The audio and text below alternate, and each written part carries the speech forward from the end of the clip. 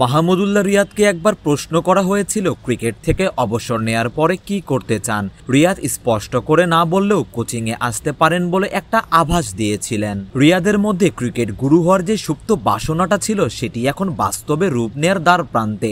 বলা ভালো কোচিং ক্যারিয়ারে একটা পা দিয়ে রাখলেন মাহমুদুল্লাহ রিয়াদ।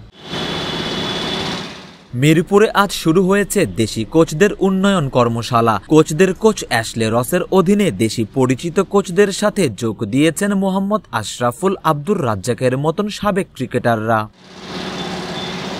তবে সবচেয়ে বেশি আলো কেড়েছেন মাহমুদুল্লাহ রিয়াদ। এখনও ক্রিকেট ছাড়েননি রিয়াদ, তবে লেভেল 3 কোচিং করছেন অ্যাশলে রসের অধীনে। অর্থাৎ জীবনের পরবর্তী ধাপের সূচনাটা রিয়াদ করে রাখলেন আজকে থেকেই।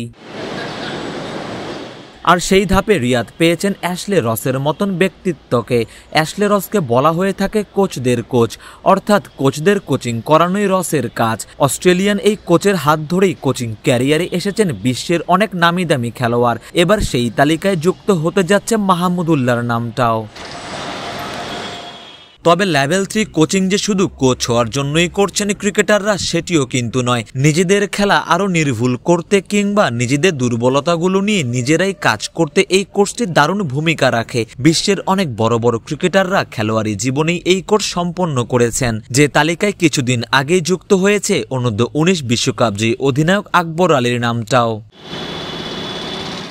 আন্তর্জাতিক ক্রিকেট থেকে অবসর নেয়া মাহমুদুল্লাহ রিয়াদ এখনও ঘরোয়া ক্রিকেট খেলছেন নিয়মিতই। আসন্ন NCL T20তেও মাঠ মাতাতে দেখা যাবে রিয়াদকে। এরই মধ্যে এই কোচিং কর্মশালায় রিয়াদের অংশগ্রহণ করা। কোচিং ক্যারিয়ারে রিয়াদ কবে যাবেন সেটা অবশ্য সময়ের হাতে। তবে রিয়াদের এই উদ্যোগের ফলেই যে ভবিষ্যতে ওয়ার্ল্ড ক্লাস একজন কোচ পেতে যাচ্ছে বাংলাদেশ, সেটা অন্তত বলাই যায়। সরওয়ার সেতু, ক্রিকেট 97।